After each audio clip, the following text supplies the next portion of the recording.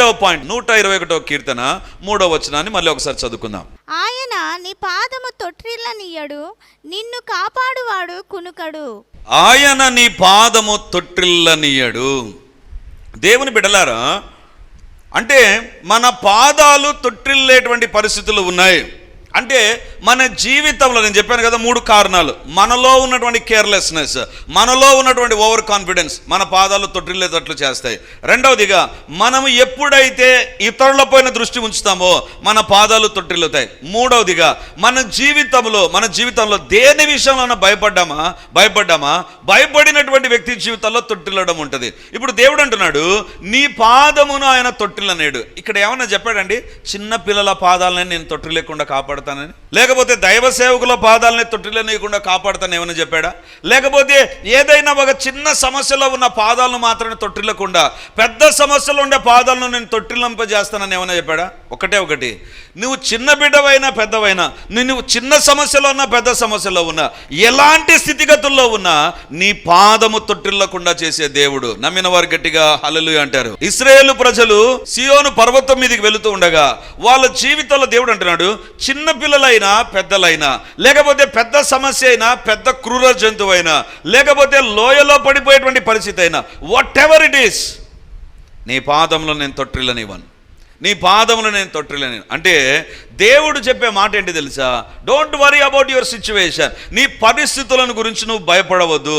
ఆ పరిస్థితులు ఏ రకంగా ఉంటే ఇంకా అయిపోతుందేమో, ఇంకా వచ్చేసింది మీద పడుతుందేమో, ఇంకేం జరుగుతుందో దేవుడు అంటున్నాడు నేను గమనిస్తూ ఉన్నా చూచుచున్న దేవుని నేను గమనిస్తూ ఉన్నా.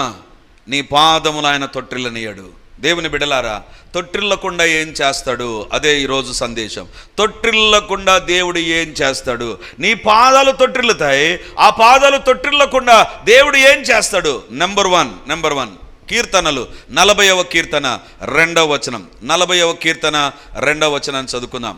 నాశనకరమైన గుంటలో నుండి, జిగటగల దొంగ ఊబిలో నుండి ఆయన నన్ను పైకెత్తెను. నా పాదములు బండ మీద నిలిపి నా అడుగులు స్థిరపరచెను. నాశనకరమైన గుంటలో నుండి, జిగటగల దొంగ ఊబిలో నుండి ఆయన నన్ను పైకెత్తెను. నా పాదములు బండ మీద నిలిపి నా అడుగులు స్థిరపరచెను. ఇక్కడ దేవుడు అంటున్నాడు అడుగులు ఏమవుతున్నాయి? నీ పాదాలకు ఉండేటువంటి సమస్య ఏంటి? నా పాదాలకు ఉండే సమస్య ఏంటంటే స్థిరంగా లేని పాదాలు మన పాదాలు. అవి తొట్టిల్లేటువంటి పాదాలు, భయపడుతూ తొట్టిల్లేటువంటి పాదాలు, ఓవర్ కాన్ఫిడెన్స్తో తొట్టిల్లేటువంటి పాదాలు, కేర్లెస్నెస్తో తొట్టిల్లేటువంటి పాదాలు, అజాగ్రత్తతో, లేకపోతే నాకేం కాదు అనేటువంటి దొమ్మ ధైర్యంతో మనం ఏం చేస్తాం తెలుసా? మనం తొట్టిల్లేటువంటి వారంగా ఉంటాం. ఇప్పుడు దేవుడు అంటున్నాడు అలా తొట్టిల్లే పాదాలు ఉంటున్నాయి చూసారా, వాటిని నేను స్థిరపరుస్తా. అంటే ఎందుకు స్థిరపరచడం? పాదాలు ఎందుకు దేవుడు స్థిరపరచాలని కోరుతున్నాడు? దేవుని బిడ్డలారా, బైబిల్లో చూస్తే అక్కడే ఒక మాట ఉంది. 40వ అధ్యాయం 2వ వచనం. నాశనకరమైన గుంటలో నుండి, జిగటగల్ల దొంగ ఊబిలో నుండి. అంటే ఈ పాదాలు ఎక్కడికి వెళ్ళిపోయాయి తెలుసా? నాశనకరమైన గుంటలోనికి వెళ్ళిపోయాయి. ఈ పాదాలు ఎక్కడికి వెళ్ళిపోయాయి తెలుసా? జిగటగల్ల దొంగ ఊబిలోనికి వెళ్ళిపోయాయి. ఎప్పుడైతే ఈ ఊబిలోనికి వెళ్ళిపోతాయో, ఈ గుంటలోనికి వెళ్ళిపోతాయో, ఈ పాదాలు పని చేయనటువంటి పాదాలుగా మారిపోతాయి. సాతాను ఒక అలవాట్లోనికి నిన్ను తీసుకొని వెళ్ళాడా? సాతాను ఒక సంబంధంలోనికి నిన్ను తీసుకొని వెళ్ళాడా? ఒక పాపంలోనికి తీసుకొని వెళ్ళాడా? పని చేయవలసినటువంటి కాళ్ళు పని చేయవండి, పని చేయవలసినటువంటి జీవితం పని చేయదు. అప్పుడప్పుడు మనం చూస్తుంటాం పెరాలసిస్ వచ్చినటువంటి వాళ్ళు బాగుంటారు, సడన్గా వాళ్ళ కాలు చేయి సచ్చుపడిపోతుంది. అప్పుడు ఏం చేస్తారు? వాళ్ళు నిలబడలేరు. సొంతంగా అంతవరకు నిలబడేటువంటి వారు నిలబడలేరు. అప్పుడేమవుతుందంటే ఫిజియోథెరపీ చేస్తారు. ఆ కాళ్ళకు ఇంకా చాలా వ్యాయామాలు చేసి ఏదో మిషన్స్ పెట్టి ఎలక్ట్రిక్ షాక్స్ ఇచ్చేసి చాలా రకాలైనటువంటి ప్రయత్నాలు చేస్తే అప్పుడు తిరిగి ఆ పాదాలకు కొంచెం మళ్ళీ నిలబడతాయండి. నిలబడలేకుండా పోతే ఆ పాదాలు స్థిరంగా ఉండవు, వాటిని స్థిరపరుస్తారు. ఇప్పుడు దేవుడు అంటున్నాడు మన జీవితంలో మన పాదాలు నేరుగా వెళ్ళాలి, కానీ ఎందుకో సడన్గా మన పాదాలు స్లిప్ అయిపోతున్నాయి, తొట్టిల్లిపోతున్నాయి, స్థిరంగా లేకుండా ఉంటున్నాయి. ఏదో ఒక దాన్ని బట్టి, అది ఎదుటిగా ఉండేటువంటి ఒక భయాన్ని బట్టో, పాపాన్ని బట్టో, దేన్ని బట్టో మన అడుగులు స్థిరంగా లేవు. We are unable to have a normal regular spiritual walk with the lord.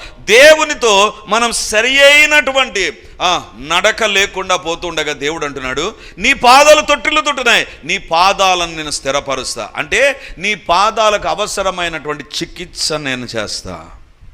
దేవుని బిడ్డలారా, ఈ జిగటగల ఊబి బైబిల్లో వ్రాయబడింది. జిగటగల దొంగ ఊబి అంటే ఇది ఊబిగా కనపడదు. పాపం అనేటువంటిది ఎప్పటికీ పాపంగా కనపడదండి. ఊబి అనేటువంటిది కనపడుతుంది. సుడిగుండం అంటారు కదా, అలా తిరుగుతూ ఉంటుంది. అక్కడ ఒక్కచోట నీళ్లు తిరుగుతుంటాయి. అంటే అక్కడికి వెళ్ళామా అయిపోయింది. నీళ్లు తిరుగుతున్నాయి కదా, ఇది స్పెషల్ ప్లేస్ ఏమని వెళ్ళిపోయావంటే అయిపోయాయి. పాపం అనేటువంటిది అసలు అటు కనపడను కూడా కనపడదు. అసలు దాంట్లో ఇరుక్కునేంత వరకు అది జిగటగల ఊబి అనేటువంటి తెలియదు. ఎందుకంటే దొంగగా అది పని చేస్తూ ఉంటుంది. కనపడాల్సిన విధానంలో కనపడకుండా ఉంటుంది. ఎప్పుడైతే దాంట్లో ఇరుక్కుంటావో నీ పాదాలు స్థిరంగా ఉండవు. దేవుని దగ్గరికి రావు, దేవుని వాక్యం చదవవు, దేవుని దగ్గర ప్రార్థన చేయవు. అస్థిరమైన జీవితం, స్థిరంగా లేని జీవితంగా ఉంటుంది. అంటే నీ జీవితంలో ఈరోజు బాగుంటావు, రేపు చెడిపోతావు, మొన్నటి ఇంకా భయంకరంగా తయారైపోతావు. Why there are so many ups and downs. ఒకటి మన పాదాలు తొట్టిల్లే పాదాలే కాదు దేవుని బిడ్డలారా, మన అడుగులు స్థిరంగా లేవు. ఎవరైనా పాదాలు బలహీనంగా ఉంటే ఏం చేస్తారు? వాళ్ళకు ఒక కర్రను ఇస్తారు, లేదా ఒక వాకరన్న ఇస్తారు, లేదా ఒక సపోర్ట్ అయిన మనిషి ఉంటాడండి. అప్పుడే వాళ్ళు దే కెన్ వాక్. ఇప్పుడు దేవుడు అంటున్నాడు, నీ అడుగులను నేను స్థిరపరుస్తా. ఎందుకు తెలుసా? ఇవి తొట్టిల్లిపోయేటువంటి అడుగులు ఇవి, ఇది పాపంలో పడిపోయేటువంటి అడుగులు ఇవి. దేవుని బిడ్డలారా, ఈరోజు వాక్యం వింటున్నటువంటి నీ జీవితంలో దేవుడు నిన్ను అడుగుతుంటాను, నీ అడుగులు స్థిరంగా ఉన్నాయా? నీ జీవితం స్థిరంగా ఉందా? లేకపోతే ఏదో ఒక రోజు బాగుంటాం, మరొక రోజు దరిద్రంగా తయారవుతాం, మరొక రోజు ఇంకా భక్తి ఉంటుంది, మరొక రోజు ఇంకొక రకంగా. We are unstable. మనం స్థిరంగా లేము, అస్థిరంగా ఉంటున్నాం. దేవుని బిడ్డలారా, ఈరోజు దేవుడు మనతో మాట్లాడుతుంటున్నాడు. అస్థిరమైన పాదాలు ఉంటే దేవుడు చెప్పే మాట, అడుగులు నేను స్థిరపరుస్తా. దేవుని బిడ్డలారా, మన జీవితాల్లో అవసరమైనటువంటిది ఏంటి తెలుసా? స్థిరమైనటువంటి క్రైస్తవ జీవితం. ఎందుకు తెలుసా? మనం ప్రతిసారి లోకాల్లోకి వెళ్తుంటాం, ఏదో ఒకటి మనల్ని పడగొడుతుందండి. దేవుడు అంటున్నాడు, you need a stable walk. నీ జీవితంలో స్థిరమైనటువంటిదిగా ఉండాలి. అన్నం స్థిరంగా తింటాం, 3 పూట్ల తింటాం, ఇంకా అవసరమైతే ఎక్కువ సార్లు తింటాం. స్థిరంగా, అది మనం మారదు. డ్రెస్ వేసుకోవడం స్థిరంగా ఉంటుంది, పడుకోవడం స్థిరంగా ఉంటుంది. కానీ ఆత్మీయ జీవితంలో దేవునితో నడవడమే స్థిరంగా ఉండదు. దేవుడు అడుగుతుంటున్నాడు, స్థిరంగా లేవా నీ జీవితంలో? నీ అడుగులు తప్పిపోతున్నాయా? మాటికి పాపంలో పడిపోతున్నావా? అలాగైతే నీకు విడుదల ఏంటి తెలుసా? నీ అడుగులు స్థిరపరచబడాలి. అంటే దేవుని మందిరానికి వస్తావు, మంచిగా అనిపిస్తుంది, మంచిగా ఉంటున్నావేమో అనిపిస్తుంది. But you go back and you fall in sin. Very simple reason, you are not having stabilized walking. స్థిరమైనటువంటి నడక లేదు నీ జీవితంలో. దేవుని యొక్క వాక్యంలో వ్రాయబడింది, దావీదు అంటున్నాడు, దేవా నా అంతటి నేను బయటికి రాలేను ప్రభు. ఊబిలో ఉండేవాడు వానంతటా వాడు బయటికి రాలేడు. జిగటగల దొంగ ఊబిలో ఉండాడు, వానంతటా వాడు బయటికి రాలేడు. ఎవరో ఒక గజయితగాడు బయటికి లాగాలి. దేవుని బిడ్డలారా, లోపల ఊబిలోంచి బయటకు వచ్చిన వారు కొంతమందిని మనం చూసింటాం. వాళ్ళు బయటకు వచ్చిన మామూలుగా నడుస్తారు. కానీ పాపపు జిగటగల దొంగ ఊబిలోండి బయటకు వచ్చాడా, వెంటనే బాగుపడడం అనేటువంటిది ఉండదు. దేవుడు అంటున్నాడు, నీ అడుగులను నేను స్థిరపరుస్తా. నీ పాదములు అస్థిరంగా ఉంటున్నాయి. ఎక్కడ అడుగు వెళ్ళనో తెలియదు. రాంగ్ ప్లేస్లో స్టెప్ వేస్తున్నావు, రాంగ్ ప్లేస్లో నువ్వు వెళుతుంటున్నావు. అక్కడికి వెళ్ళకూడదు. You are diverted in a different direction. వేరొక మార్గాల్లోకి వెళ్ళిపోతుంటున్నావు. జిగటగల దొంగ ఊబిలో ఉండి లేవనెత్తుతారంతే. ఆ తర్వాత ఆ వ్యక్తి నడవాలి. కానీ జిగటగల దొంగ ఊబిలో నుంచి దేవుడు లేపాడంటే నీ అడుగులు, నీ పాదములను నా దేవుడు స్థిరపరచునుగాక. ఆమేన్. దేవుని బిడ్డలారా, మన జీవితాల్లో మన పాదాలు స్థిరంగా ఉంటే ఆత్మీయ జీవితం స్థిరంగా ఉన్నట్లే. అంటే మనం ఏం చేస్తుంటున్నాం, మన తీర్మానాలేంటి, మన పనులేంటి, మన కోరికలేంటి, మన ఆశలేంటి, అక్కడే మన జీవితాన్ని దేవుడు గమనిస్తూ ఉన్నాడు. నీ అడుగులు స్థిరంగా లేవా? దేవుని అడుగు. దావీదు జీవితంలో దావీదు అడుగులు స్థిరంగా లేవు. అప్పుడు దావీదు రాసినటువంటి కీర్తన 40వ కీర్తన, దేవా నాశనకరమైన గుంటలో నేను పడిపోయాను, జిగటగల దొంగ ఊబిలో నేను పడిపోయాను ప్రభా. దావీదు జీవితంలో ఒక్కసారి కాదండి పాపం చేసింది, ఒక్కసారి కాదు. ఇక్కడ చూడండి, నాశనకరమైన గుంట, జిగటగల దొంగ ఊబి. Not one sin, he has done so many sins. అందుకే బైబిల్లో వ్రాయబడింది, దేవా నా అడుగులను స్థిరపరిచావు. ఈరోజు నేను బాగుండాలి అనుకున్నావా? నీ వల్ల కాదు. నేను మంచిగా ఉండాలి, నేను ఇక మీదటి నుంచి ప్రార్థన చేయాలి, ఇక మీదటి నుంచి నేను బైబిల్ చదవాలి, నీ వల్ల కాదు. ఎందుకు తెలుసా? అది చేయకుండా నీ అడుగులు అస్థిరపరిచేటువంటి వాడు సాతాను శక్తులు. ఈరోజు దేవుడు అడుగుతుంటున్నాడు, ఈ విడుదల నీకు కావాలి, నీ అడుగులు స్థిరపరచబడాలి. అస్థిరమైన అడుగులలో నుంచి విడుదల మనకు కలగాలి. ఈరోజు ఈ విడుదల కూడికలో మన జీవితాల్లో ఉన్నటువంటి అస్థిరమైన పరిస్థితుల నుంచి నజరేయుడైన దేవుడు మనకు విడుదల దయచేయునుగాక. ఆమేన్. రెండవదిగా, దేవుడు మన యొక్క పాదములను అస్థిరంగా ఉంచకుండా స్థిరంగా ఉంచుతాడు. రెండవదిగా 31వ కీర్తన 8వ వచనంలోనికి వెళ్దాం. 31వ కీర్తన 8వ వచనం. నీవు శత్రువుల చేత నన్ను చెరపెట్టలేదు, విశాల స్థలమున నా పాదములు నిలవబెట్టితివి. నీవు శత్రువుల చేత నన్ను చెరపట్టలేదు, విశాల స్థలమున నా పాదములను నిలబెట్టితివి. ఒకటి, పాదములను దేవుడు స్థిరపరిచాడు, అడుగులను దేవుడు స్థిరపరిచాడు. అది మొదటి అనుభవం. రెండవ అనుభవం ఏంటి తెలుసా? నా పాదములను నిలవబెట్టితివి. ఎక్కడ నిలబెట్టాడంట? విశాల స్థలమున నిలబెట్టితివి. విశాల స్థలమున నిలబెట్టితివి. దేవుని బిడ్డలారా, అప్పుడప్పుడు ట్రైన్లో కానీ బస్సులో కానీ ప్రయాణం చేసిన అనుభవాలు ఉంటే, ఇప్పుడు అందరికీ వెహికల్స్ ఉన్నాయిలేండి, ఓన్ వెహికల్స్ ఉన్నాయి కాబట్టి ఆరాంసే పండుకొని మనం వెళ్ళిపోతూ ఉంటాం కదా. కానీ మామూలుగా కొన్ని సంవత్సరాలు, ఒక 10 సంవత్సరాల కింద చూస్తే అందరికీ మామూలు బస్సులే, ఎర్ర బస్సులు ఉండేవి. అప్పుడు అందరు ఎర్ర బస్సులో ప్రయాణం. ఎర్ర బస్సులోకి ఎక్కువ జనం ఉంటే అప్పుడు నిలబడుకుంటాం, ప్రయాణం జరుగుతుంటుంది. కానీ ఎట్లుంటుంది తెలుసా? ఎప్పుడెప్పుడు దిగుదాము, ఈ పక్క వీడు తగులుతాడు, ఆ పక్క కడ్డీ తగులుతుంది, ఆ పక్క సీటు తగులుతుంది, ఆ పక్క ఇంకొక ఆమె ఉంటుంది, తలకాయ నొప్పి కదా, చాలా సంకుచితంగా ఉంటుంది ఆ ప్లేస్. ఎప్పుడెప్పుడు విశాల స్థలంలోనికి వెళ్ళిపోవాలా అని ఉంటుంది. మన పాదాలేం తొట్టిల్లడంలో అక్కడ మన ప్రయాణం కూడా కరెక్ట్గానే ఉంది. మనము పాదాలు అస్థిరంగా లేవు, మంచిగా ఉన్నాం. కానీ విశాల స్థలం కాదు, ఇరుకైన స్థలం అది. నీ పాదాలు ఆయా సందర్భాల్లో రెండవ స్టేట్ ఏంటి తెలుసా?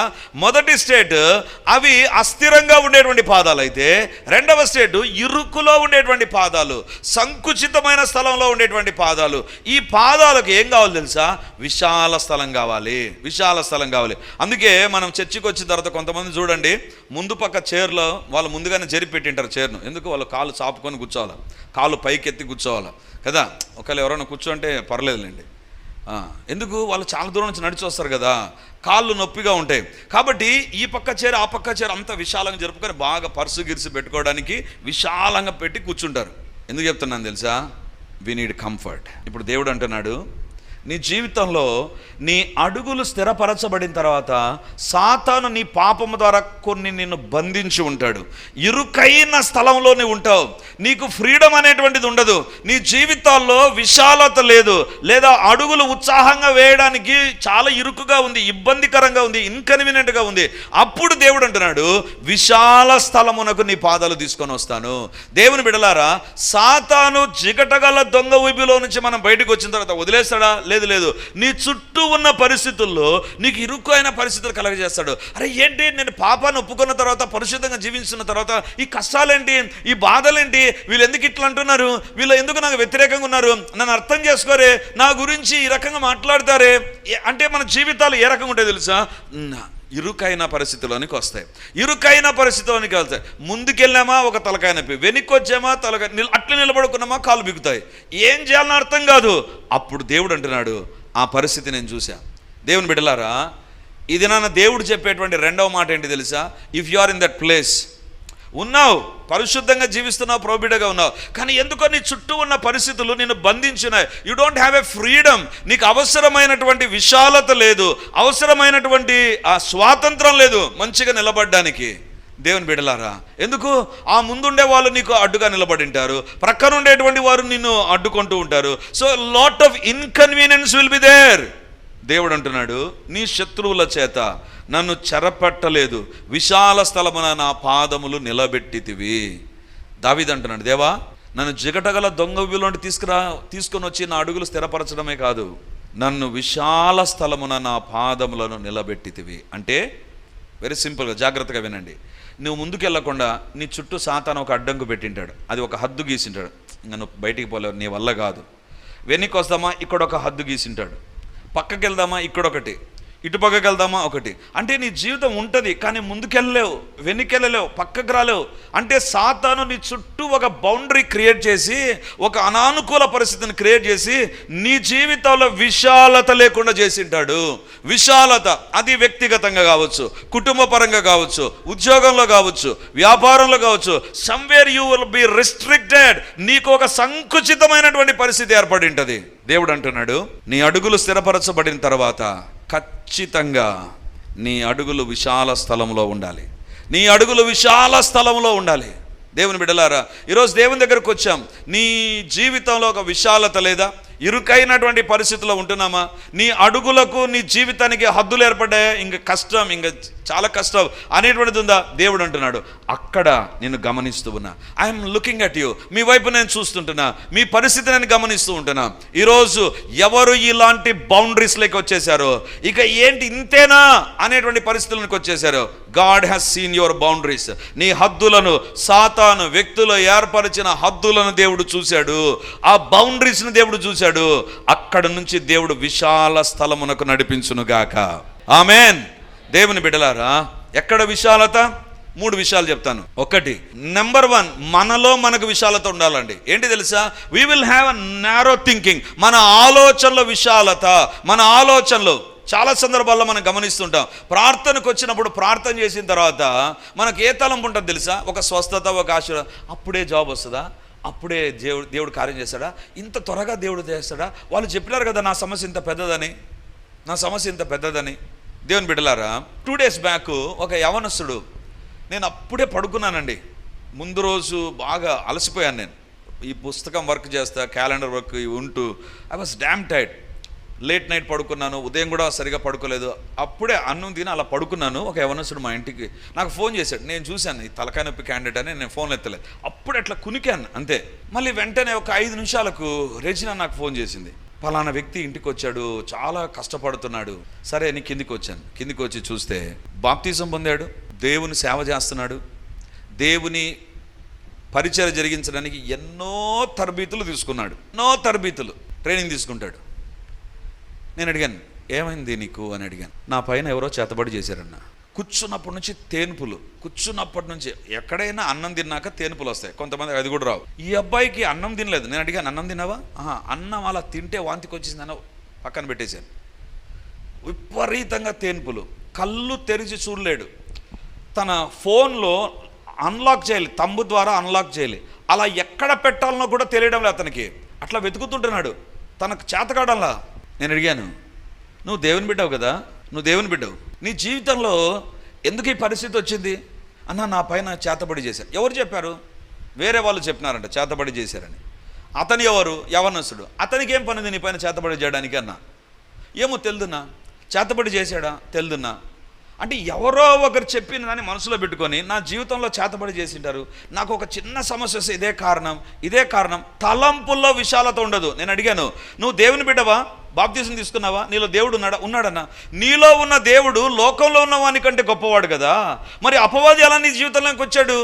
మన జీవితంలో మన తలంపులు సంకుచితంగా ఉంటాయి. నేను అన్నాను, నీవు ఆశీర్వాదం కోసం వెతుకుతుంటున్నావు, ఆశీర్వాదం ఇచ్చే దేవుని వెతకడంలే. ఈ సేవకుని దగ్గరికి పోతే వస్తుందా, ఆ చర్చికి పోతే వస్తుందా, అక్కడ పడుకుంటే వస్తుందా, అక్కడ ట్రైనింగ్ పోతే వస్తుందా? You are looking at different places but you are not looking at God. నీ తలంపులు మారాలి. దేవుని బిడ్డలారా, మన జీవితంలో విశాలత ఎక్కడ రావాలి తెలుసా? దేవుని వాగ్దానాలు ఉంటాయి. నా జీవితంలో ఎక్కడ జరుగుతుంది, నా కుటుంబంలో ఎక్కడ జరుగుతుంది? తలంపుల్లో విశాలత రావాలి. దేవుడు నన్ను దీవిస్తాడు, దేవుడి సంవత్సరం వాగ్దానం ఇచ్చాడు, ఖచ్చితంగా నెరవేరుస్తాడు. ఎప్పుడైతే దాన్ని పట్టుకుంటావో నీ జీవితంలోకి విశాలతలోనికి వస్తావు. If you don't hold that one, your thoughts will be narrow, your promises will be very strong and very very great in number. నీ వాగ్దానాలు కోకొల్లలుగా ఉంటాయి, నీ తలంపులే సంకుచితంగా ఉంటాయి, నీ ఆలోచనలే నాకెక్కడ జరుగుతుంది, నాకు ఇవన్నీ ఎక్కడ జరుగుతాయి. నాకు తలంపుల్లో సంకుచితం బయటపడాలి మనం. రెండవదిగా మన జీవితాల్లో దేవుని దగ్గర తలంపుల్లో సంకుచితం అయిపోయిన తర్వాత, రెండవదిగా నీ జీవితంలో దేవుని మాటను నమ్మి దాని ప్రకారం జీవించే విషయంలో విశాలతలోనికి రావాలి. నేను ఎందుకో బ్రదర్ లాస్ట్ ఇయర్ వరకు నేను చాలా ఉపవాసం ఉండే, దేవుడు ఇవ్వలేదు, అందుకే నాకు చాలా బాధ వేసింది, వదిలేశాను. అంటే లాస్ట్ ఇయర్ దేవుడు జవాబు ఇవ్వకపోతే వదిలేసావా? దేవుని బిడ్డలారా, అన్నం తింటాం రోజు, అన్నం తిన్నా జబ్బు వస్తుంది, జబ్బు వచ్చినంత మాత్రాన అన్నం అని పక్కన పెడతావా? లేదు. ఎందుకు తెలుసా? అది లేకపోతే నీ జీవితంలో ఒక నష్టం ఉంటుంది. నువ్వు తిండి తీసుకోకపోతే నీకు నష్టం. దేవుని విడిచిపెడితేనా ఆశీర్వాదాలు లేవు. దేవుని బిడ్డలారా, సంకుచితం ఎక్కడంటే నీ ఆలోచన విధానం. రెండవదిగా దేవుని నమ్మేటువంటి విషయంలో సంకుచితంగా ఉండకూడదు మనం. దేవుడు అంటున్నాడు, దావీదు నిన్ను విశాల స్థలానికి తీసుకొని వెళ్తా. అందుకే దావీదు ఏమని ప్రార్థన చేస్తాడు తెలుసా? దేవా, నేను ఎక్కలేని ఎత్తైన కొండపైకి నన్ను ఎక్కించు. నేను రాజు కావాలి. ఎత్తైన కొండపైన ఏముంటుంది తెలుసా? హేరోదు రాజ ప్రసాదం ఉంటుంది, లేదా హేరోదు రాజు, లేకపోతే రాజులు కట్టినటువంటి ఆ యొక్క ప్యాలెస్ ఉంటుంది. అందుకే దావీదు గొర్రెలు కాసుకుంటూ ఎక్కడో కొండ కింద నుంచి చూశాడు. చూస్తే పైన కనపడుతుంది. దేవా, ఎక్కలేను ప్రభా, ఎత్తైన కొండపైకి నన్ను తీసుకెళ్ళు. నా ఆలోచనలు విశాలత, నా దేవుని నేను నమ్ముతున్నా. దేవుని బిడ్డలారా, ఈ రెండు నీ జీవితంలో ఉండాలి. నీ అడుగులు స్థిరంగా ఉండాలి. రెండవదిగా నీ విశాలమైన స్థలంలోనికి రావాలి. నీ ఎదుట ఉన్న సంకుచితమైన పరిస్థితుల మధ్య దేవుడు ఉన్నాడు. దేవుడు సహాయం చేస్తాడు. దేవుడు వాగ్దానం ఇచ్చాడు. దేవుడు ఖచ్చితంగా అద్భుతం చేస్తాడు. When you look at God. దేవుని బిడ్డలారా, నేను దాకా చెప్పాను కదా, ఆ అబ్బాయికి దాదాపు ఒక 12-13 సంవత్సరాల నుంచి ఈ సమస్య ఉంది. అప్పుడప్పుడు కనబడతాడు. ఎలా ఉన్నా? అబ్బా, సేవ చేస్తున్నానా. మళ్ళీ నెక్స్ట్ 1 మంత్ కల్లా మళ్ళీ అన్నా నా పైన చేతబడి చేశారన్న ప్రార్థన. అంటే మన జీవితంలో ఏంటి? మన అడుగులు స్థిరంగా ఉండాలి. మనం విశాలపరచబడిన స్థలంలోనికి రావాలి. మన తలంపులు విశాలంగా మారాలి. మన ఆలోచన విధానం మారాలి. మన సంకుచితమైన స్థితిగతుల్లోంచి బయటికి రావాలి. దేవుని బిడ్డలారా, నీ అడుగులు స్థిరపరచబడాలి. నెంబర్ 1 అంటే నీవు స్థిరంగా దేవుని బిడ్డగా ఉండడం దేవుని యొక్క చిత్తం. రెండవదిగా విశాలమైన స్థితిలోనికి రావడం. విశాలమైన స్థలములో దేవుడు దావీదు పాదాలను నిలబెట్టాడంట. ఈరోజు దేవుడు అడుగుతుంటున్నాడు, ఎక్కడున్నాను? ప్రభు యొక్క సన్నిధానంలో మనం ప్రార్థన చేద్దాం. నీ అడుగులు స్థిరంగా లేవా? తొట్టిల్లిపోతున్నావా? నీ ఆత్మీయ జీవితంలో ఇంకా జిగట కలిగిన దొంగ ఊబిలో నువ్వు ఉన్నావా? ఆ ఊబిలో నుంచి బయటికి వచ్చిన తర్వాత నీవు నడవలేని పరిస్థితి ఏర్పడుతుంది. అందుకే దేవుడు అంటున్నాడు, నీ అడుగులు నేను స్థిరపరుస్తా. తొట్టిల్లకుండా నీ అడుగులు నేను స్థిరపరుస్తా. తొట్టిల్లకుండా నీ అడుగులు నేను స్థిరపరుస్తా. పాపం విషయంలో నువ్వు తొట్టిల్లకుండా దేవుడు నీ అడుగులు స్థిరపరచాలని కోరుతున్నాడు. ఎవరు ఇంకా ఏ పాపంలో ఉన్న దేవుని అడుగు, ప్రభా నేను ప్రతి మాటికి పాపంలో పడిపోతున్నాను ప్రభా, తప్పు వెంబడి తప్పు చేస్తున్నా, పాపం వెంబడి పాపం చేస్తున్నా, నీకు వ్యతిరేకమైన కార్యాలు చేస్తున్నా, యేసయ్యా పడిపోతున్నానైనా, దేవా నా అడుగులు స్థిరపరచు, నా అడుగులు స్థిరపరచు, నా అడుగులు స్థిరపరచు. దేవుని ఎదుట ప్రార్థన చేద్దాం. నీవు దేవుని అడిగినప్పుడే నీ అడుగులు స్థిరపరచబడతాయి. ఆయన తొట్టిల్లకుండా కాపాడే దేవుడు నిన్ను చూస్తూ నీతో ఈరోజు మాట్లాడుండగా నా అడుగులు స్థిరపరచు. రెండవదిగా నీ ఎదుట నీవు విశాలమైన స్థలములోనికి నీ పాదాలు అడుగు పెట్టాలి. సంకుచితంగా ఉండకూడదు. సంకుచితమైన ఆలోచనలు, సంకుచితమైన ఆత్మీయ స్థితిగతులను ఉండకూడదు. దేవుడు విశాలతలోనికి నడిపించాలని కోరుతున్నాడు. దేవా నా అడుగులు స్థిరపరచడమే కాదు, నా అడుగులు తొట్టిల్లకుండా విశాలతలోనికి రావాలి ప్రభా. నా యొక్క ఆలోచన విధానం వాక్యానుసారంగా, నా మాట తీరు వాక్యానుసారంగా, నా నిర్ణయాలు వాక్యానుసారంగా మార్చు ప్రభా. మనం దేవుని ఎదుట ప్రార్థన చేద్దాం. మూడవదిగా నీ శత్రువులు నీ పాదముల క్రిందికి రావాలి. నీ ఎదుట ఉండడానికి వీల్లేదు. గొల్లియాతులు పడిపోవాలి. నీ కాళ్ళ క్రింద గొల్లియాతులు కనపడాలి. నీ ఎదుట కాదు. నీ ఎదుట వారి యొక్క తృణీకార మాటలు వినబడకూడదు. నీ ఎదుట వారి యొక్క శాపాలు వినబడకూడదు. నీ ఎదుట వారి యొక్క హేళన వినకూడదు, దూషణ వినకూడదు. వారు చెప్పే ప్రగల్భాలు వినబడడానికి వీల్లేదు. నీ పాదముల క్రింద దేవుడు ఉంచాలని కోరుతున్నాడు. అలాగైతే మొదటి 2 మన జీవితాల్లో ఉండాలి. నీ అడుగులు స్థిరపరచబడాలి. రెండవదిగా నీ జీవితంలో నువ్వు విశాలతలోనికి రావాలి. ఈ 2 వచ్చినప్పుడే నీ జీవితంలో నీ శత్రువుని ఎదుట కూలిపోతారు. హల్లెలూయా. ప్రభు ఎదుట నీ ఎక్కడ సరి చేసుకోవాలని అక్కడ సరి చేసుకుంటూ ప్రార్థన చేయి. స్తోత్రము తండ్రి, గొప్ప దేవా నీకు వందనాలు తండ్రి, సైన్యములకు అధిపతి నీకు స్తోత్రాలు, అద్వితీయుడా నీకు వందనాలు, ఆశ్చర్యకరుడా నీకు స్తోత్రాలు, బలవంతుడా నీకు వందనాలు, బలిష్ఠుడా నీకు స్తోత్రం. దేవుని బిడ్డలారా మౌనంగా ఉండక ప్రార్థించండి. దేవుడు ఈ స్థలమందు నువ్వు చేసే ప్రార్థన వినడానికి ఆయన సిద్ధంగా ఉన్నాడు. జవాబు ఇవ్వడానికి ఆయన సిద్ధంగా ఉంటున్నాడు. తొట్టిల్లో కూడా కాపాడడానికి ఆయన సిద్ధంగా ఉండగా మౌనంగా ఉండి నీవు దేవునికి దూరం కావద్దు. హల్లెలూయా. మహాగణుడా మీకు స్తోత్రాలు, మార్పు లేని దేవానికి వందనాలు, అద్వితీయ సత్య దేవానికి స్తోత్రాలు ప్రభా, నిన్న నేడు నిరంతరం మారని దేవానికి స్తోత్రాలు ప్రభా. ఈరోజు మాతో మీరు మాట్లాడిన మీ శ్రేష్టమైన మాటను బట్టి వందనాలు. 121వ కీర్తనలో నుంచి ఆయన నీ పాదములను తొట్టిల్లనివ్వడు అని మీరు సెలవిచ్చిన మాటను బట్టి వందనాలు. అవును తండ్రి, తొట్టిల్లుతున్నాము కాబట్టే మాట్లాడావు ప్రభా, తొట్టిల్లిపోతున్నాం ప్రభా. పాపమును బట్టి, మా ఎదుట ఉన్న పరిస్థితులను బట్టి, మా శత్రువులను బట్టి మేము తొట్టిల్లుతుంటునగా మీరు మాట్లాడిన మీ మాటలను బట్టి వందనాలు. ఇప్పుడు మొట్టమొదటిగా అడుగుతున్నాను నాయన, ఏ పాపము ఊబిలో, ఏ జిగటగల దొంగ ఊబిలో ఎవరు ఉన్నా దేవా మీ చెయ్యి పట్టుకొని వారిని లేవనెత్తండి ప్రభా. యేసు నామమందు ఆ జిగటగల ఊబిలో నుండి బయటికి వచ్చుదురుగాక. దేవా మీరే వారిని లేపండి ప్రభా. దావీదును లేవనెత్తిన దేవుడవు నాయన. దేవా ఇప్పుడు ఎవరు ఏ పాప ఊబిలో ఉన్నా ఇప్పుడే వారు ఆ ఊబిలో నుంచి బయటకు వచ్చుదురుగాక. నా దేవుని యొక్క మహిమగలైన బాహువు ఈ కార్యము చేయునుగాక. దేవా నువ్వు లేపకపోతే వారి జీవితాల జిగటగల దొంగ ఊబిలోనే అంతమైపోతాయి ప్రభా. కృప చూపండి, కృప చూపండి, కృప చూపండి నాయన. దావీదు వద్దకు వచ్చి జిగటగల దొంగ ఊబిలో నుండి లేవనెత్తావు ప్రభా. అతని పాదములను స్థిరపరిచావు ప్రభా. తొట్టిల్లుతున్న ప్రతి పాదము, పాపము ద్వారా తొట్టిల్లుతున్న ప్రతి పాదము ఇప్పుడే ఆ జగటగల దొంగ ఊబిలో నుండి బయటకు వచ్చునుగాక. ఆ సాతాను అధికారము, పాపం అధికారము, ఆ లోక సంబంధం అధికారము క్యాన్సల్ అయిపోవునుగాక. యేసయ్యా స్థిరపరచండి ప్రభా, కృపతో స్థిరపరచండి ప్రభా. తొట్టిల్లిపోయే వారం ప్రభా స్థిరపరచండి, తొట్టిల్లిపోయే వారం ప్రభా స్థిరపరచండి, స్థిరపరచండి, స్థిరపరచండి, స్థిరపరచండి ప్రభా. మీ కార్యములను మీరు జరిగించండి నాయన. అదే విధంగా ఇప్పుడు అడుగుతుంటున్నాను ప్రభా, నమ్మదగిన దేవుడుగా మీరే సంపూర్ణముగా మా యొక్క తలంపులను మార్చండి ప్రభా. విశాలతలోకి వెళ్ళడానికి మా యొక్క తలంపులు, మా ఆలోచన విధానం, మా మనస్సు మారాలి అని మీరు సెలవిచ్చారు ప్రభా. యేసు నామమందు తప్పుడు తలంపులు, తప్పుడు ఆలోచనలు, సంకుచితమైన తలంపులు తండ్రి మీ యొక్క తలంపులోకి రాకుండా మా సొంత తలంపుల్లో మేము ఫిక్స్ అయిపోయి ఉంటే ఇప్పుడే ఆ బంధకాలు తెగిపోవును గాక. విశాలతలోనికి మేము వచ్చున్నట్లుగా మా తలంపులు, మా జీవిత విధానం, మా నిర్ణయాలు, మా యొక్క తీర్మానాలు మారిపోవును గాక, మారిపోవును గాక, వాక్యానుసారంగా మార్చబడును గాక. దేవా మీరే మమ్మల్ని దర్శించండి ప్రభా. మీకే స్తుతులు స్తోత్రాలు చెల్లిస్తూ తండ్రి మా పాదములను తొట్టిల్లకుండా ప్రతి క్షణము కాపాడి మహిమను పొందుమని మమ్మల్ని మేము తగ్గించుకుంటూ ఇప్పుడు అడుగుతున్నాను ప్రభా.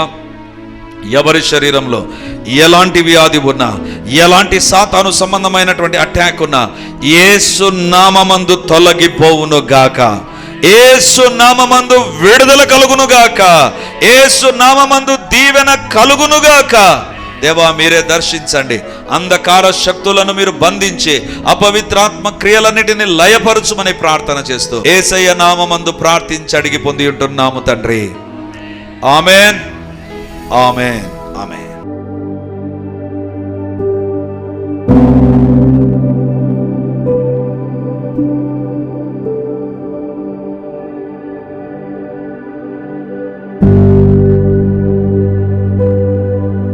Praise the Lord. యేసుక్రీస్తు పరిశుద్ధ నామందు మీ ఒక్కొక్కరికి మా వందనాలు తెలియజేస్తుంటున్నాను. రిడీమర్ చర్చిలో మొదటి ఆరాధన 8 గంటలకు ప్రారంభమవుతుంది. రెండవ ఆరాధన 10 గంటలకు ప్రారంభమవుతుంది.